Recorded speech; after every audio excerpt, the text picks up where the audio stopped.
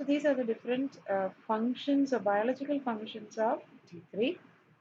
It affects the liver, increases cholesterol synthesis, increases cholesterol reabsorption from plasma, converts the excess cholesterol to bile acids, fatty oxidation or synthesis, increases fatty oxidation or synthesis, and also increases gluconeogenesis. Second, it acts on the adipose tissue by increasing fatty acid mobilization.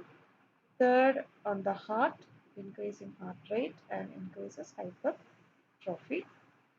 And it also affects the pituitary gland by decreasing the TSH production and increasing the growth hormone release. Next, it has an effect on the metabolism by increasing protein catabolism, increasing glucose utilization, and increasing fat oxidation. And then finally, it has an effect on the bones where it increases the growth and maturation of the bones as well as the resorption in the bones. So this is again a detail regarding each function.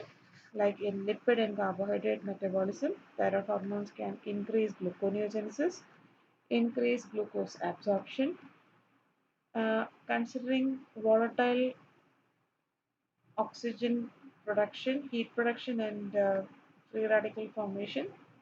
So it increases the BMR rate, increases heat production, decreases peroxide enzymes.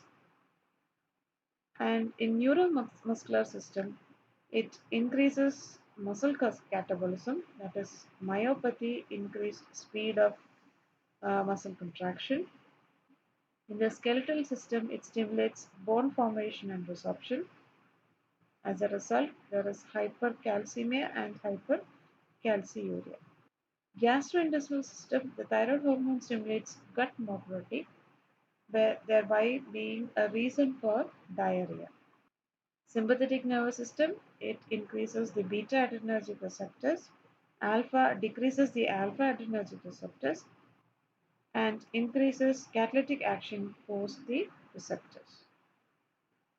Hematopoietic system, thyroid hormone increases EQ production, that is erythropoietin production, increases erythrocytosis, increases RBC turnover, increases 2,3-diphosphoglycerate, increased oxygen dissociation from hemoglobin, and increased oxygen availability. Endocrine effects, it decreases T half of most of the hormones, so the half life of most of the hormones. Cardiovascular system, it increases myocardial contractility, that is the calcium ATPase in sarcoplasmic reticulum, myosin heavy chain alpha, increases beta adrenergic receptor system, causing a positive inotropic or chronotropic effect. Fetal development activates brain maturation and skeletal maturation. Finally, pulmonary system, it maintains normal hypoxic and hypercapnic rate. So when you take into consideration the different functions of the thyroid hormone, it, it can be easily said that the thyroid hormone is the most important of all the hormones that you've studied till now, because the thyroid hormone has a varied effects and affects almost all the segments of your body, including your cardiovascular system, your metabolic system, gastrointestinal system, skeletal system, neuromuscular system, fetal development, pulmonary system, hematopoietic system. So it has a very wide range of biological functions.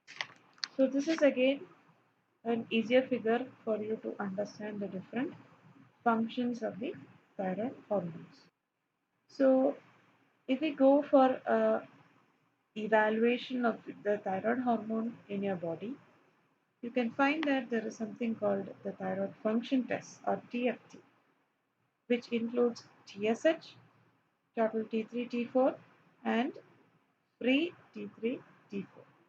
Other tests include TRH, RAIU, thyroglobulin, antibodies, anti-TPO, and anti-TSH. So, regarding your thyroid evaluation, when you evaluate the concentration of your serum TSH values. It can either be high or it can be low. The other system is where it is normal. So if it is normal, you do not have to worry about it more. So consider your system where the TSH levels are high. So it is suspected of being a hypothyroidism.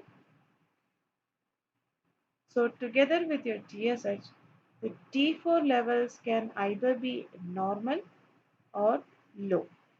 If your T4 levels are normal, that is subclinical hypothyroidism.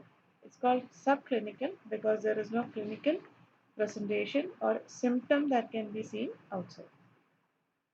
If your T4 levels are low, then you have clinical hypothyroidism. Consider your TSH levels are low. Serum TSH levels are low. Again, there is suspect of hypothyroidism. So you check for T3 and T4. So the T3, T4, if it is a normal, then again it is subclinical hyperthyroidism. If it is high, if your T3, T4 levels are high, it is hyperthyroidism.